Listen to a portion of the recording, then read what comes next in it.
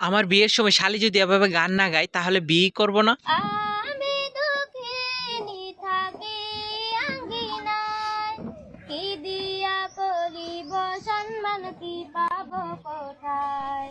কি দিয়া করিব সম্মান, কি পাবো কোথায়? তাই এনেছি জরির মালা দিতে আপনার, তাই এনেছি জরির মালা দিতে আপনার। ধরেন ধরেন ধরেন দুলাভাই পরেন আপনার গলে জরির মালা হীরার মতন জলে, আপনার গলে জরির মালা হীরার মতন জলে।